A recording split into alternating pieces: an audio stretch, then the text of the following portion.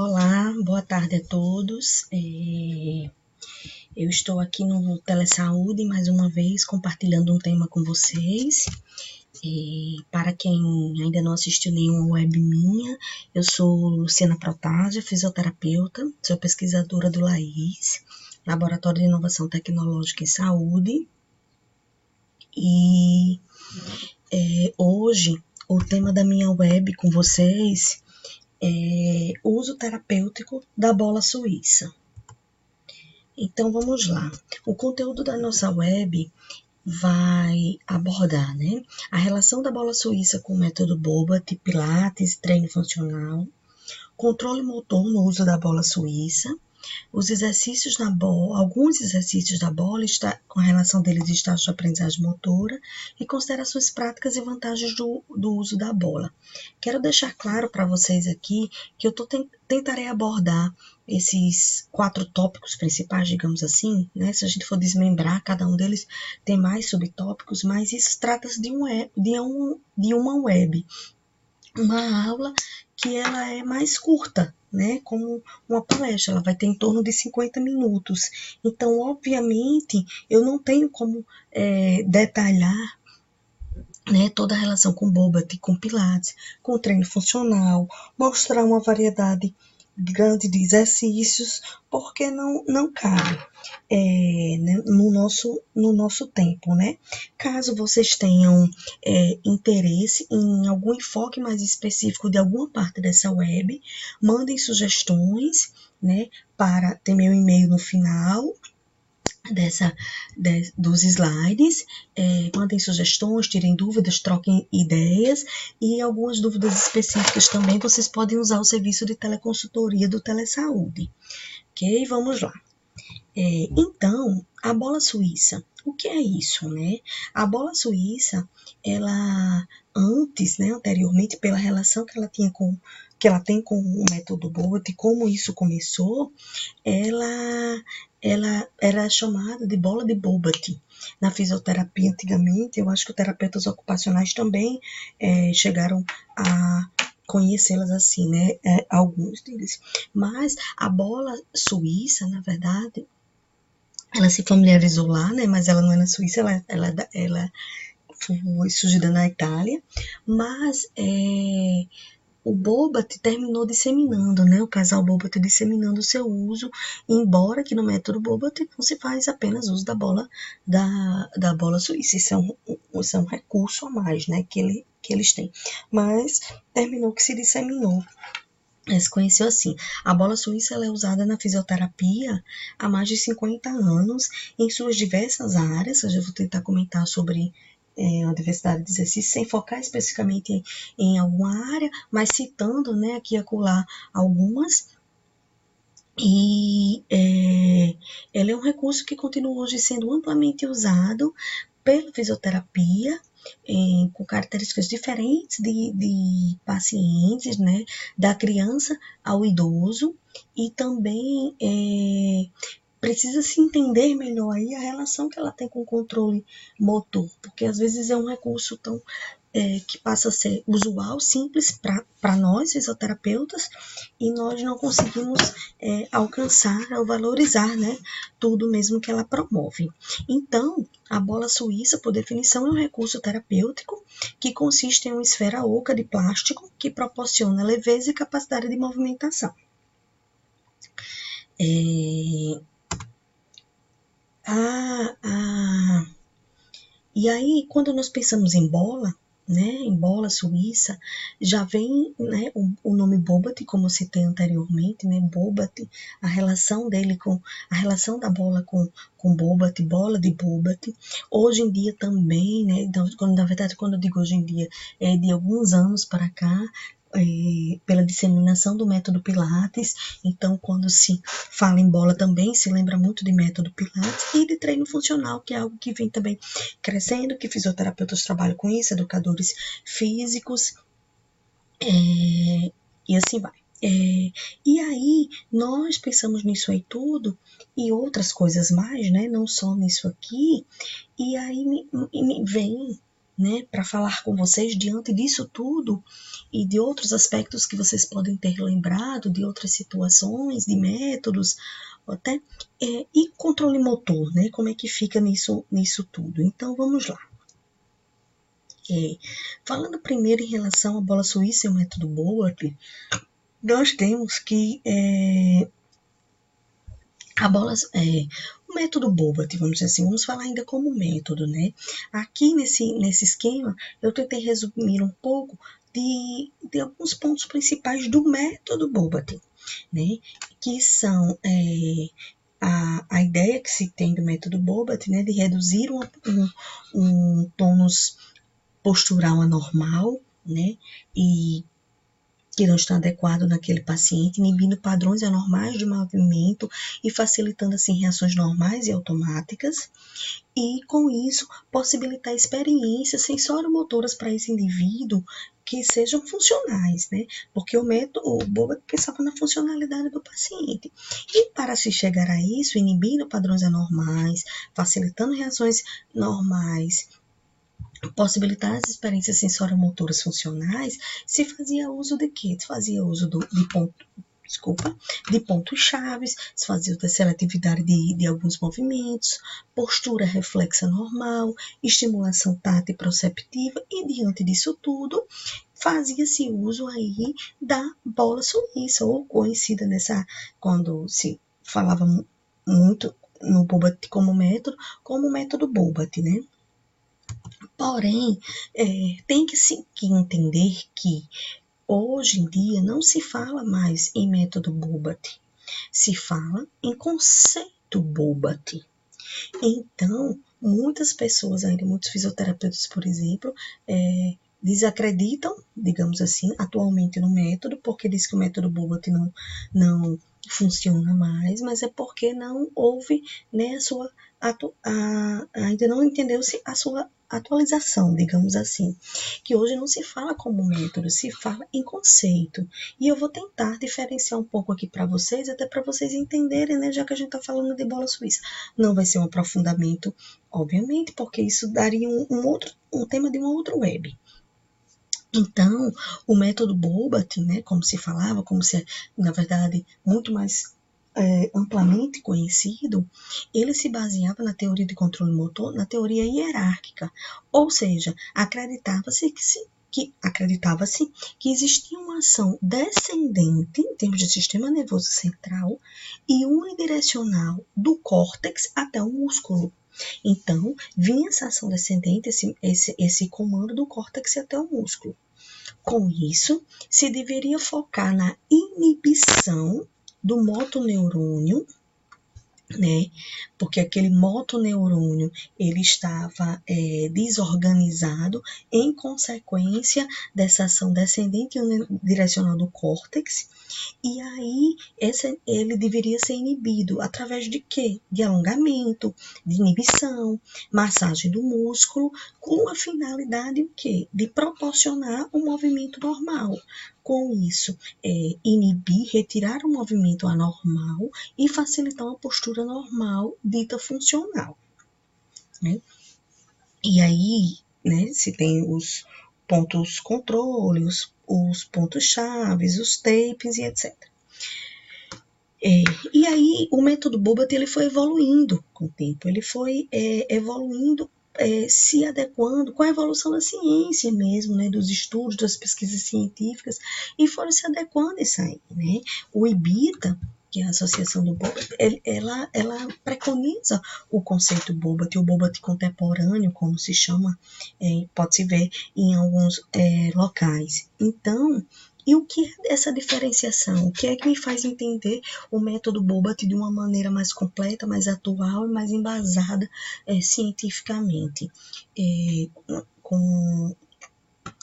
Ele se baseia na teoria dos sistemas dinâmicos, teoria de controle motor, uma das teorias mais recentes, mais aceitas, onde essa teoria ela diz que o controle da ação ela é bidirecional, esse controle é bidirecional. O córtex e o músculo exercem influência mutuamente. Então, tanto o córtex, que está a nível central, como o músculo a nível de periferia, eles exercem influência múltipla sobre esses movimentos como um todo, e não como se acreditava antes, que era apenas o córtex que fazia isso, porque se pensava na teoria hierárquica do controle motor. Ou seja, pela teoria dos sistemas dinâmicos, que muitos outros conceitos de aprendizagem motora, muitas outras influências são explicadas, são justificadas por ele, e o conceito Bobat vai por aí. Essa teoria, ela mostra, né, digamos assim, que não existe uma hierarquia, e sim a interação de múltiplos sistemas para o controle do movimento. Então, não é o córtex que manda aquela ação para o músculo meramente promove o neurônio e o músculo meramente executa. Não é isso. Essa ação muscular, né, esse movimento, ele é uma interação de vários sistemas, seja o sistema sensorial, perceptivo, músculo esquelético, obviamente, cognitivo, o neuromuscular, cardiorrespiratório e emocional até. Então, isso acontece em paralelo, né? Essa interação acontece em paralelo, né? Assim gerando os movimentos. Ou seja, quando se vai atuar em algum movimento que pode não estar funcional, que pode não estar tão adequado, não tem que se pensar em inibir motoneurônio através de uma ação do córtex víreo. Tem que se pensar em atuar nessa multiplicidade de sistemas que vão para o controle, né, que atuam no controle do movimento. Aí falando, reforçando, isso aí é como o conceito Bobat visto. Como é que a bola suíça? A bola suíça, ela é usada nesses movimentos, nesses exercícios que podem, né, que devem ter uma finalidade, que deve ter uma meta, deve ter um objetivo.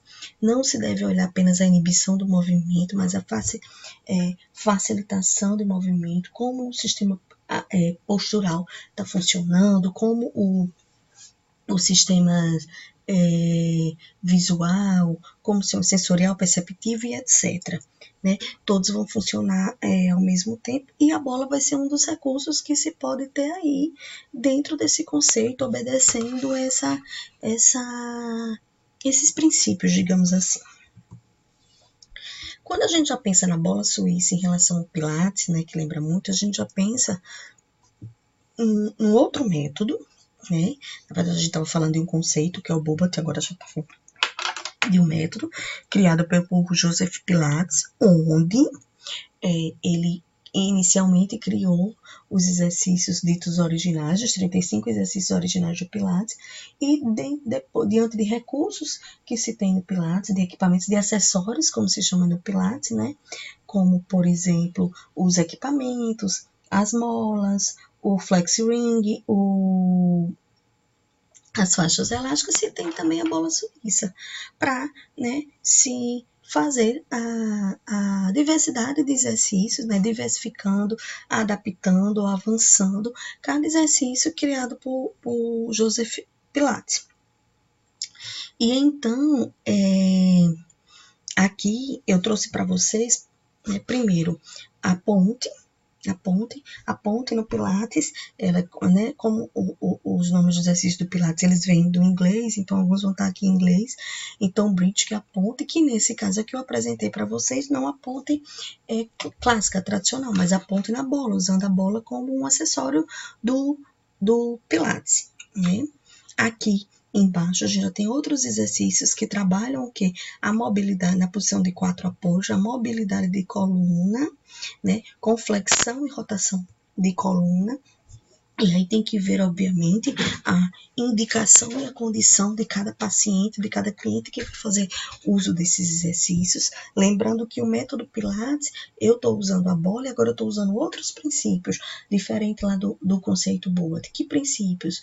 O método Pilates, ele trabalha com poucas repetições e pouquíssimas repetições, com a variedade maior de exercícios durante um treinamento. com a associação do core, né, do centro de força, como é conhecido, né, localizado na região de tronco, digamos assim, delimitado por diafragma períneo e músculos anteriores e posteriores, e aí tem a sua variedade de exercícios associados com uma respiração adequada, com a contração desses músculos de maneira adequada em qualquer um dos exercícios, usando, no caso, a bola suíça, que é o que a gente vai falar, e também os outros acessórios, ou mesmo sem acessórios no Pilates. Esse outro exercício aqui é o Spine Stretch, que aqui no caso foi adaptado com bola.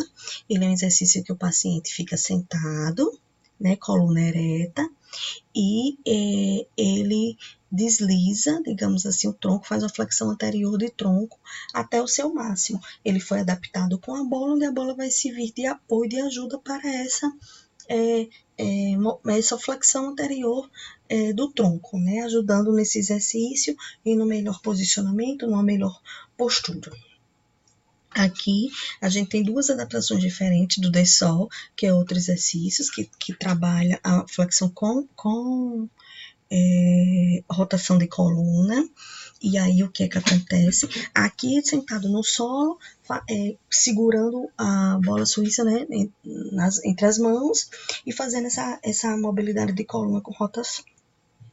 Já aqui, já passa a ser um exercício mais avançado, porque causa uma instabilidade, porque a paciente ela está sentada na bola, então isso já traz uma maior estabilidade, e ela não está com os joelhos a 90 graus para dar mais segurança, ela está com os joelhos estendidos, fazendo esse exercício aqui mesmo, de sol, só que agora, né, com nessa superfície instável, então já usou a bola não apostila, mas para avançar no exercício, para dificultar, forçando mais o controle postural. E aí vamos para outros exemplos, né? Por exemplo, a bola suíça e o treino funcional. O treino funcional,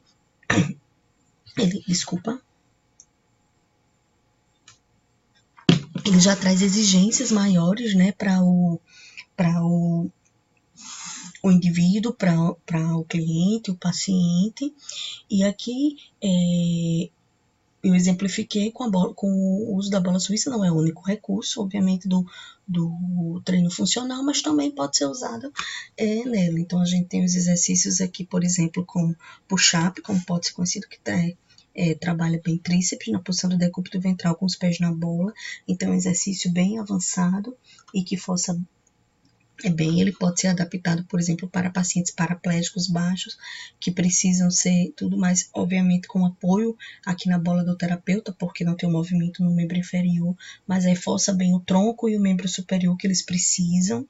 A gente tem esse exercício, outro exercício aqui é uma variação que faz abdominal, passando, na verdade, a bola entre os pés e as mãos e forçando o abdominal. Aqui a flexão, exercício de flexão, né, de membro superior e tronco, mas com apoio na bola, uma instabilidade maior, então tem que ter um bom controle neuromuscular aí, usando-se a bola aqui como agachamento também, que pode encostada numa parede, por exemplo. Então, os exercícios para o treino funcional já são exercícios, digamos, de uma maior exigência, são exercícios mais avançados, que vão exigir muito mais do controle motor do indivíduo. E aí a gente fala de controle motor, né? Fala de bola, fala de pilates, de Bobat, de treino funcional, de exercícios, outros que a gente vai citar, mas tudo tem que ter base no controle motor, né? E é assim que eu vou selecionar o método que eu vou usar com o meu paciente, o conceito dos exercícios, como eu vou aplicar, considerando o que esse recurso vai trabalhar em termos de controle motor e considerando o que meu paciente, obviamente, o que eu avaliei no meu paciente, o que ele está mais precisando e o que ele tem condições de momento, até que ele vai evoluindo. E aí, quando eu penso em controle motor, eu penso em sistema nervoso. E eu penso em sistema nervoso central, penso em sistema nervoso periférico, e aí até trazendo a questão do conceito Bobat, outros sistemas, né, muitos sistemas estão envolvidos aí. Então, com o envolvimento de múltiplos sistemas, eu tenho que considerar, eu como terapeuta, tenho que considerar que o meu paciente, que o meu cliente, ele para atender determinada demanda de exercício que eu vou propor para ele, eu não tenho que olhar apenas para um sistema dele, eu tenho que olhar para todos esses sistemas, eles têm que tentar funcionar, todos os sistemas têm que tentar funcionar em harmonia, né? Mesmo que não seja da maneira ideal, que isso é difícil, obviamente, mas de maneira harmoniosa. Então, o primeiro que a gente pensa é no sistema sensório-motor. Quando eu penso no sistema sensório-motor, que obviamente é o que vem, né, logo à cabeça, eu penso em quê? Eu penso em sensibilidade e em motricidade. Eu penso em pé, eu penso em aferências, eu penso em sistema nervoso central e eu penso numa referência, né, para a placa motora e músculos para executar determinada ação, determinado movimento. Então, eu tenho aí o sistema somatosensitivo.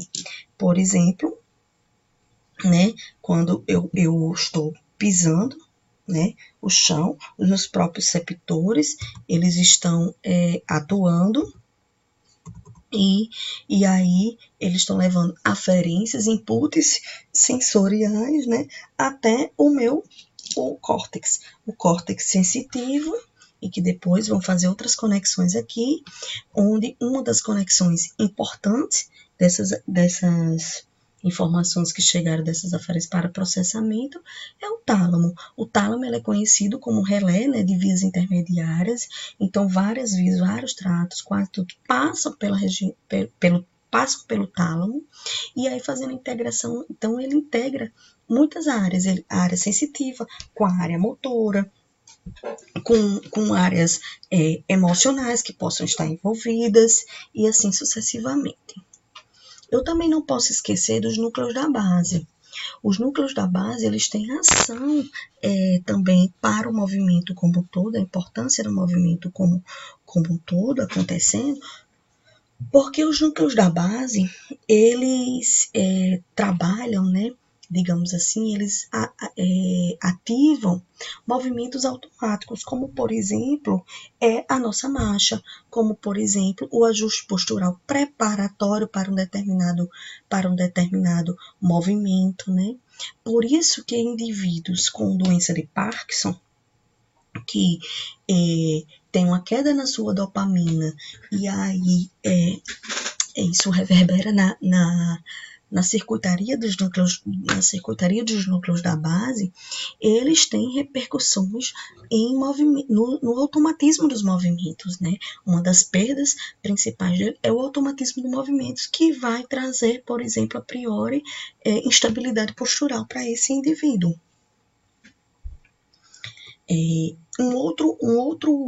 Uma outra área importante para considerarmos, né, nesse sistema sensório-motor é a formação reticular, que fica na região do tronco encefálico, na ponte. Na formação reticular tem um sistema chamado SARA, que é o sistema ativador reticular ascendente.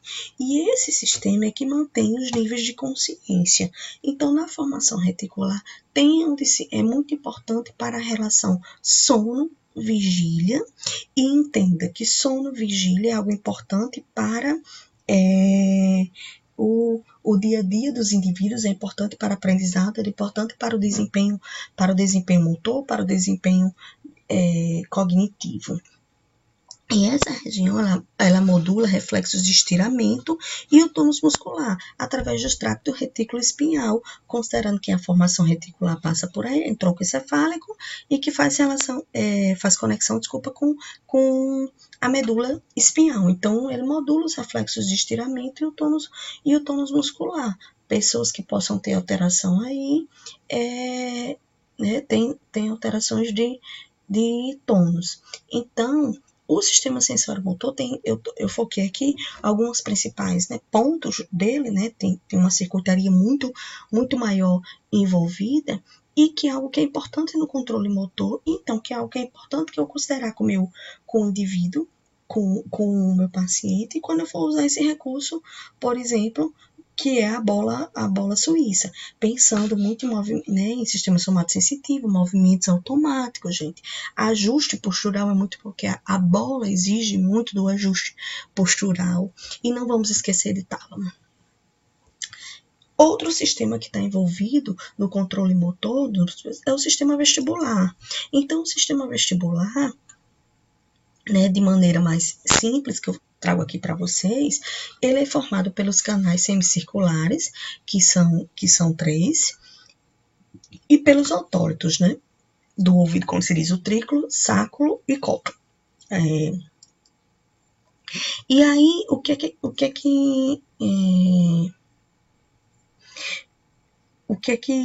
qual é a responsabilidade? Desculpa, qual é a responsabilidade, né? Assim, os canais semicirculares, eles são responsáveis pela aceleração angular, né? Eles estão lá no ouvido interno, sistema vestibular, e eles são responsáveis são sensíveis à aceleração angular.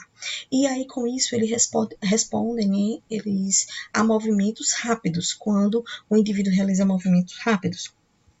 Já os autólitos, eles são responsáveis pela aceleração linear, é a posição da cabeça em relação à gravidade. E aí ele já responde a movimentos lentos, certo? Aqui a movimentos lentos. Então, no ouvido interno do sistema vestibular, ele tem essa resposta, né? Tem estruturas que trazem resposta a movimentos rápidos, tem estruturas que trazem respostas a movimentos lentos, considerando a posição da cabeça contra a gravidade. Essas informações sobre a aceleração da cabeça, né, de canais semicirculares e os autólitos, né, eles entram também pelo nervo vestíbulo coclear, eles chegam ao trato vestíbulo espinhal, que é do sistema vestibular, e leva para a medula. E aí ele ajuda, né, ele atua na regulação da postura e do equilíbrio do corpo. Então, se atua no equilíbrio do corpo, ele, digamos assim, é fortemente exigido quando nós usamos o recurso, né, da bola suíça. E aí, temos que lembrar que a adequação tônica do indivíduo, como adequar o tônus a determinado exercício, a determinado movimento, a determinada ação, ela acontece em junção pela junção do sistema vestibular, que é esse que a gente comentou, né, acabou de comentar, com o que comentou anteriormente, com a formação reticular, o SARA. O sistema vestibular, ele traz, né, informações sobre a aceleração da cabeça, né, e atuações sobre postura e equilíbrio do corpo. E a formação reticular, ela mantém os níveis de consciência do indivíduo e ele traz, né, ela modula esses reflexos de estiramento pelo tracto retículo espinhal. Então, os tractos retículo espinhal e vestíbulo espinhal, eles são muito importantes para a adequação do tônus do indivíduo. E o tônus precisa ser adequado a cada exercício. E a bola trabalha com essa variação de tônus. O sistema visual é outro sistema também que é responsável, né? Tem responsabilidade no controle motor. E aí, o que acontece? Quando eu tenho esse sistema visual, né, os olhos, né, o globo ocular, retina, as informações, né, visuais entram por aí, passam pelo tracto nervo óptico, o tracto óptico, e passam fazem conexão no núcleo geniculado lateral, né? E então, por fim, chega no córtex visual, que fica no lobo occipital. E o sistema visual é um sistema muito importante para o controle motor.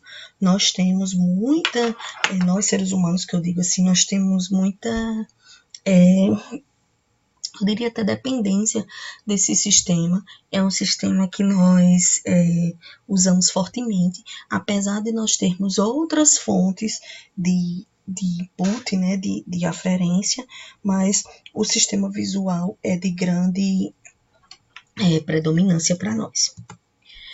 Temos o sistema auditivo também, né? O sistema auditivo vem as informações as informações de som, né, que entram no ouvido interno, passa pela cóclea, passam essas informações, vem no colículo no colículo inferior, no colículo superior da visão, no colículo inferior faz, que é introncefálico, faz ligações com o corpo geniculado medial e leva então para o córtex auditivo primário, processando todas essas informações, esses inputs de informações auditivas. Não é? E isso é interessante, porque isso também pode ser mais estimulada para a bola, porque tem alguns tipos de bola, principalmente usada com crianças, algumas vezes que elas têm,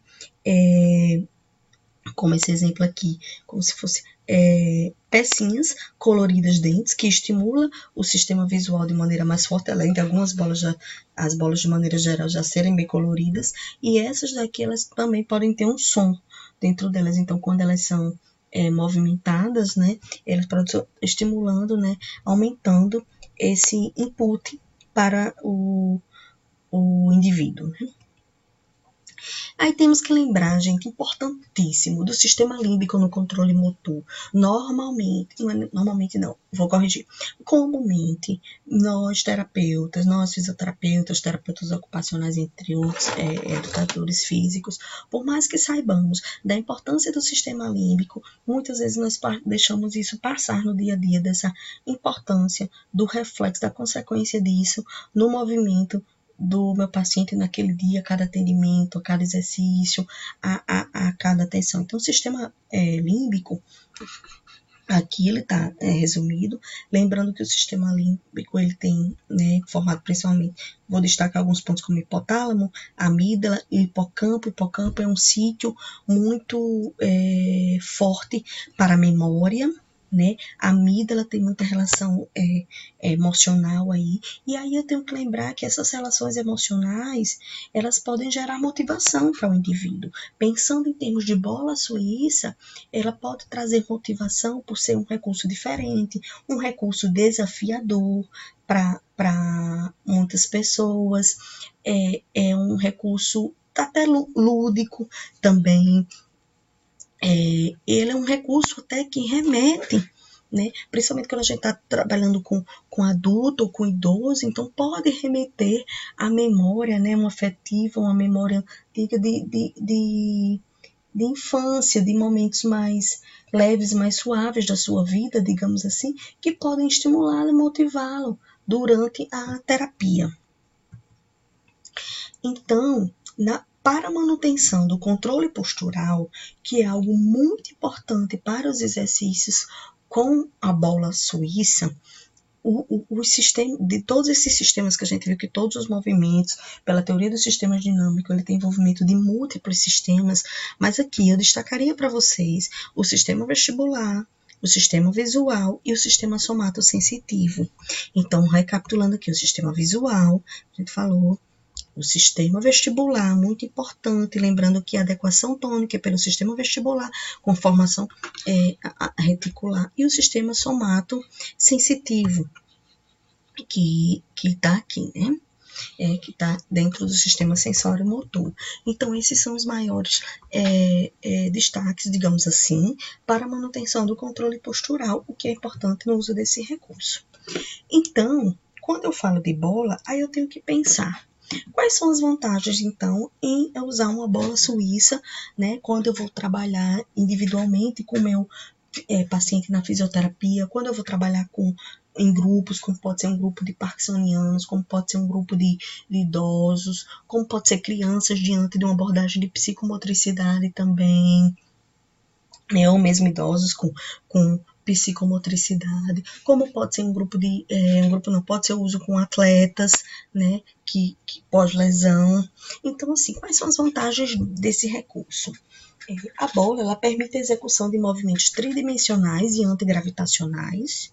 Então, isso é bem interessante, trazendo maior possibilidade de estímulo desse controle motor. A ludicidade, como eu já citei, né? A bola suíça, ela é um recurso lúdico pelo seu formato, pelo que ela proporciona, pelas suas cores.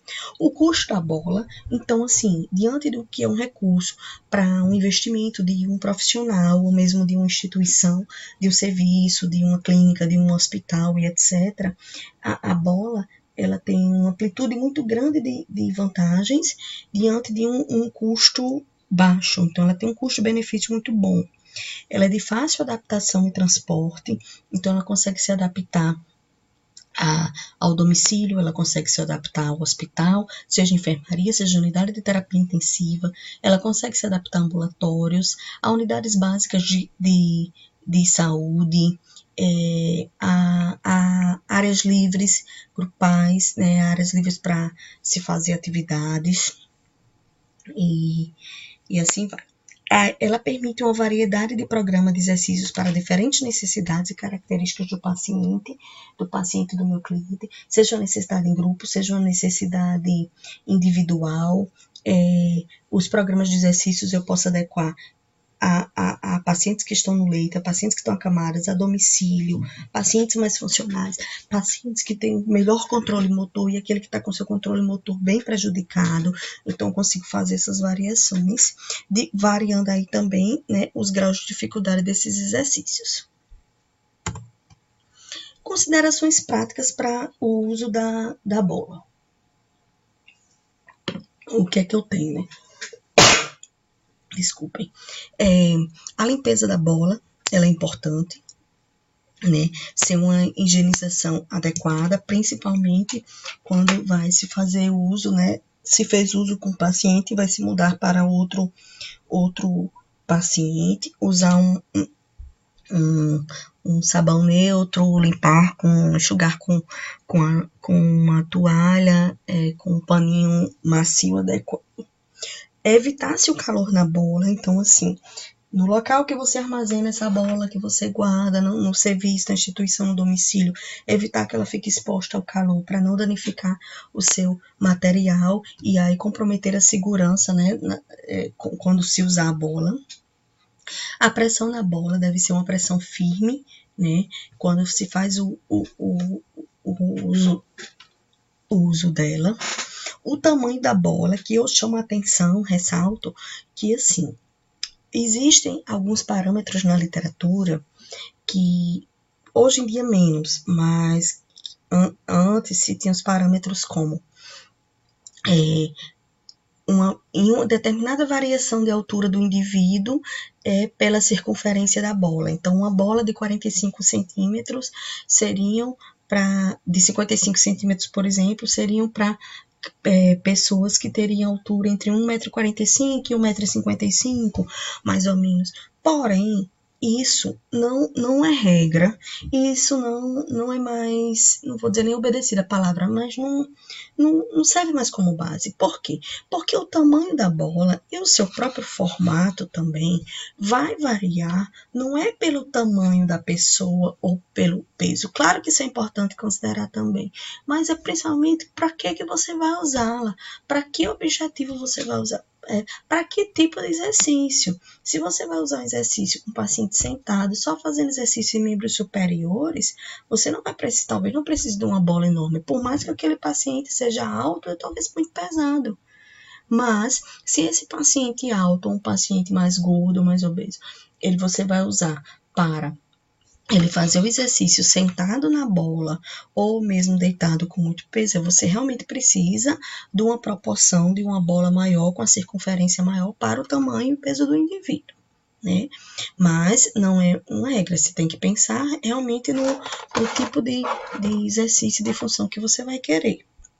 Os estabilizadores de bola são interessantes, e o solo também. Por quê? Porque isso oferece segurança para o paciente.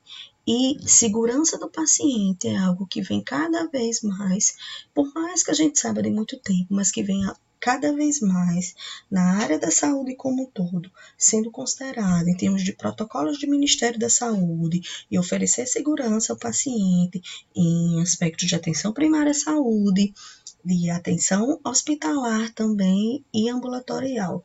E essa segurança do paciente, ela vai desde medidas de higiene básica, até situações como essas de eu, como terapeuta, oferecer segurança ao meu paciente, não colocá-lo em risco quando eu estou fazendo determinado exercício.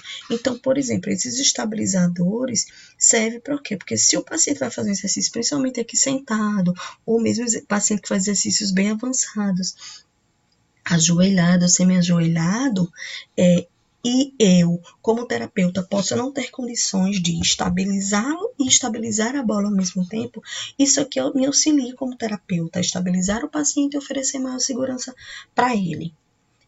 Em alguns serviços, muitas vezes, não se tem esse estabilizador, não se compra a parte. E aí a gente procura outras formas de estabilizar, como um canto de parede, como a disponibilidade de um outro terapeuta ou de um cuidador, quando é o caso, o fato de encostar numa parede ou próximo a um tatame, a uma maca.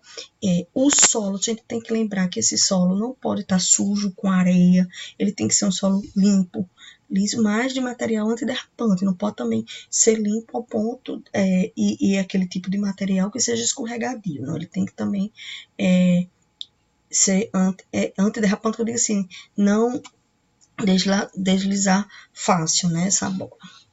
O espaço útil para o seu uso também tem que considerar, porque as bolas, principalmente quando você vai usar bolas maiores, seja tipo feijão, por exemplo, para se usar, ou as maiores para sentar, para fazer exercícios mais complexos, se precisa de um espaço, né, maior. Lembrar os pacientes sempre para estarem de roupas e calçados confortáveis, que não deslizem, não escorreguem nas bolas, né? Se possível, até fazer descalço o exercício que vai fazer com a bola. Agora, isso também depende do exercício. Quando vai colocar o pé na bola, seria melhor sem. Quando vai, às vezes, sentado para ficar com o pé no chão, pode ser que com tênis seja melhor. Então, tem que ter essa segurança com o paciente em relação também às vestimentas dele. A condição física e emocional do paciente tem que se considerar muito. Lembra, gente, tem múltiplos sistemas que estão atuando no controle motor. Seja eu estar fazendo exercícios na cinesioterapia, seja eu estar fazendo pilates, seja eu estar fazendo boba, seja eu estar fazendo um treino funcional, seja eu estar reabilitando meu paciente neurológico, eu estou trabalhando com a gestante, o que for. Eu tenho que ver a condição física e emocional desse paciente. Física, se ele tem condições realmente de fazer o exercício na bola, ou determinado exercício, porque os exercícios eles são totalmente adaptáveis e tem uma variedade grande de dificuldade, né?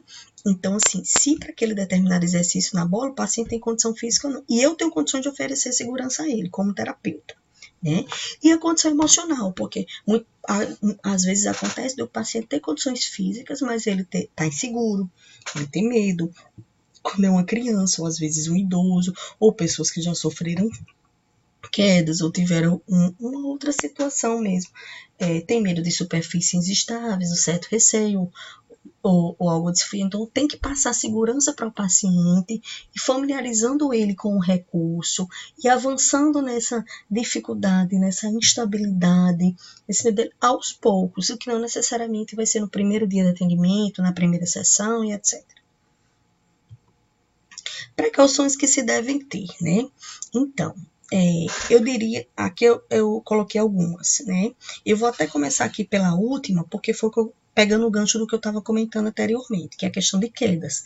Eu tenho que ter cuidado com o meu paciente para, durante algum exercício que possa ser arriscado para ele, né, ou eu não fazer, ou eu me garantir, né, como terapeuta, de que eu estou oferecendo para ele realmente uma segurança adequada para ele não vir a sofrer quedas, né? Pensar na segurança do paciente. O apoio de peso parcial em membros inferiores, aquele paciente, por exemplo, um hemiparético, né, que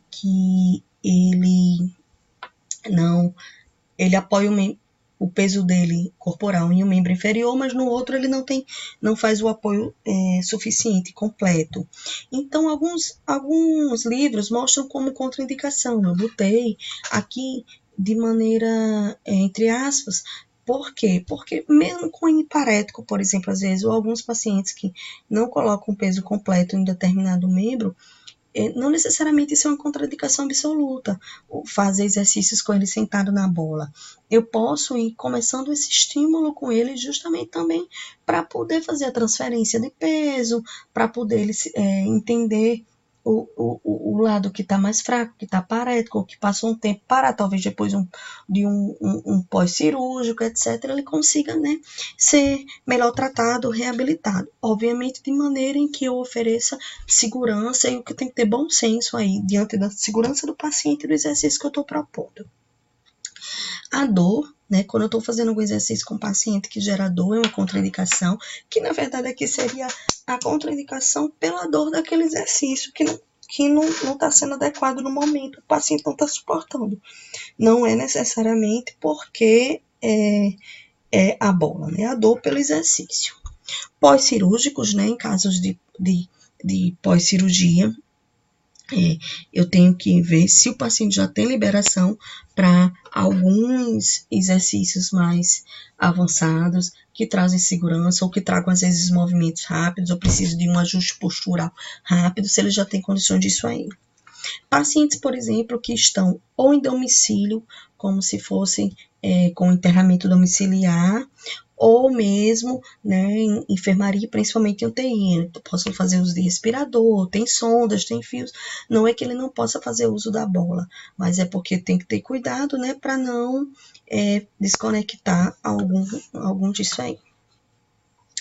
As convulsões, pacientes que são epilépticos ou que passam por algumas crises convulsivas, estão em tratamento, tem que ter cuidado com o uso das bolas, pela variedade de cores e pela velocidade que eu estou oferecendo a esse indivíduo durante os exercícios, para que de repente não venha a, né, precipitar alguma crise convulsiva. Para a gente finalizar, eu trouxe o exemplo de alguns exercícios aqui para vocês. Vou comentar, né? Alguns eu já comentei alguns no início, vou comentar alguns mais, como forma de enriquecer mais a aula, embora que a variedade de exercícios ela é bem maior. Esse primeiro exercício aqui, esse exercício de maneira geral nesse slide, ele trabalha exercício para focar descarga de peso. Esse exercício aqui sentado, nesse idoso, sentado é um exercício classicamente conhecido como exercício da gaivota, onde se usam duas bolas, o terapeuta está por trás oferecendo, né, um controle, também fica melhor para os ajustes dele, e o indivíduo faz a descarga de peso, né, lateral. Aqui ele já está fazendo a descarga de peso como fosse deitado, com 4 apoios, na verdade, sobre a bola, onde ele vai levantando um membro de cada vez, seja superior, seja inferior, um por vez, ou alternando um com o outro, ou lado direito, lado esquerdo e lado direito. Então, você vai ajustando isso com o paciente. Alguns pacientes não conseguem ficar nessa posição sozinho, ou na hora de fazer a transferência de peso, a descarga de peso, tem instabilidade, então o terapeuta precisa estar do lado dando suporte. Outros exercícios aqui, que são exercícios de ponta que pode ser trabalhado na bola, como aqui, a ponta e estabilização pélvica, né? Ele pode estar trabalhando aqui com os joelhos estendidos, trabalhando só a estabilização pélvica, porque essa bola ela vai ficar instável. E eu posso pedir apenas para o paciente, né, fazer a extensão de quadril e mantendo a pelve neutra. E talvez o terapeuta precise segurar, auxiliar ou não. Eu posso fazer, né, só a ponta em si, ou desse jeito, levantando o quadril, ou mesmo a ponte, digamos assim, da maneira mais tradicional, que é com o joelho fletido, os pés na bola, que aí já se torna mais difícil, a bola fica mais instável, então tem que, para os pacientes que não são muito avançados, pode precisar de assistência do terapeuta. Aqui já é uma ponte bem mais avançada, trabalhada como, por exemplo, um treino funcional, onde o joelho está estendido, está na bola, não tem apoio nessa bola, ela está tendo que ter um bom controle neuromuscular e levantando a outra perna, fletindo o outro quadril. Então, já é um exercício mais avançado, exige mais do controle postural, exige mais de sistema vestibular, de sistema somatosensorial e etc.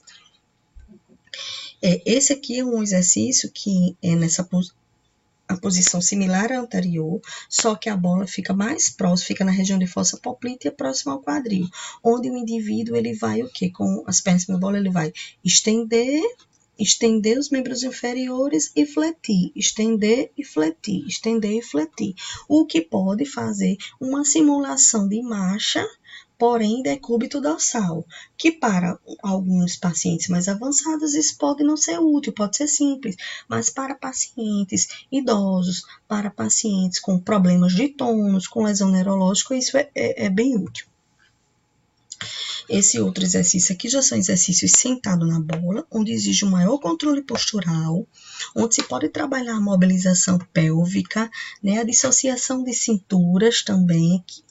Pode-se fazer isso entre as barras paralelas, é uma forma de dar maior estabilidade e segurança para o paciente e para o terapeuta trabalhar.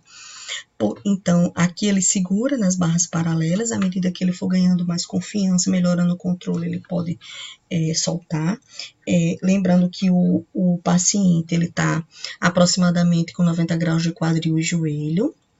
Aqui, nesse aqui seria como um avanço, ele não está, né, na figura aqui, nem nas barras, e ele já vai começar o quê? A alternar, tirar um membro inferior direito, depois o membro inferior esquerdo, o membro inferior direito e esquerdo, vai exigir maior controle neuromuscular, maior controle postural, tem que ter atenção para ele não ficar na ponta do pé, é o pé todo plantado no chão, no solo. Exercícios também podem ser trabalhados com o membro superior, né? Exercícios com bola aqui, onde está no membro, associando exercício de membro superior com inclinação lateral de coluna. Exercícios para gestante também, onde está trabalhando agachamento com a bola, e até com a outra bola, um futebol, né, com a bolinha menor, que pode ter peso ou não aí, fazendo essa associação. O que poderia ser uma bola grande também aqui, fazendo associação de cinturas, flexo extensão de ombro e etc. Para a gente finalizar, aqui essa web, eu vou mostrar aqui para vocês um exemplo para a gente fechar essa ideia de controle motor.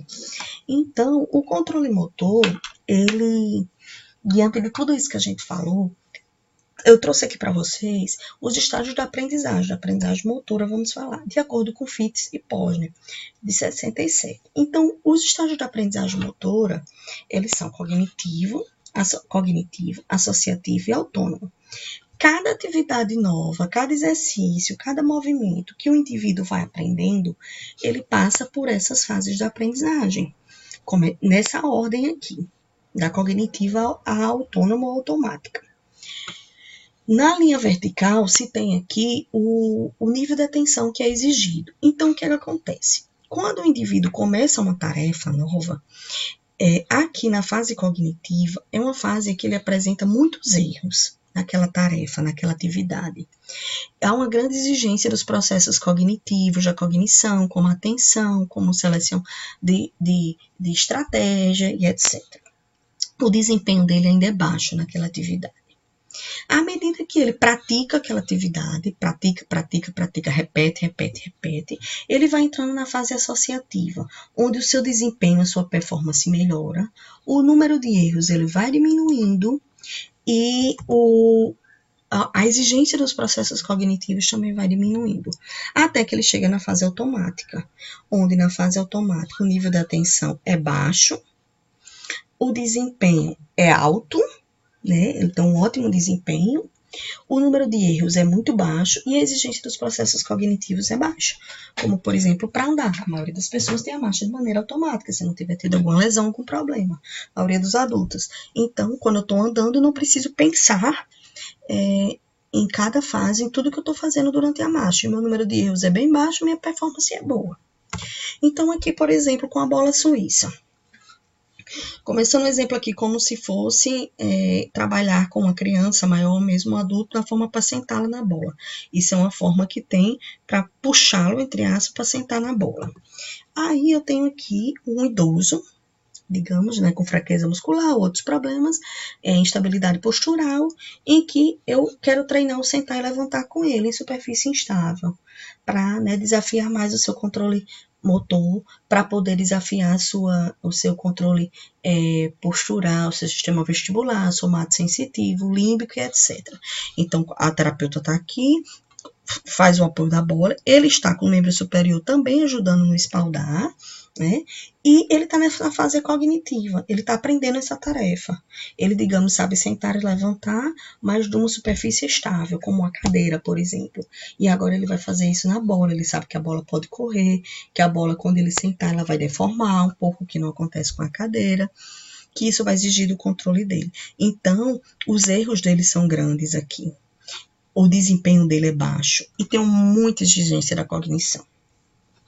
À medida que pratica-se, ele o indivíduo já consegue avançar para uma melhora dessa atividade, onde já pode-se até avançar para outra atividade, para um desafio maior nessa bola. Agora, essa bola não está mais no solo, está na superfície instável, como um colchão.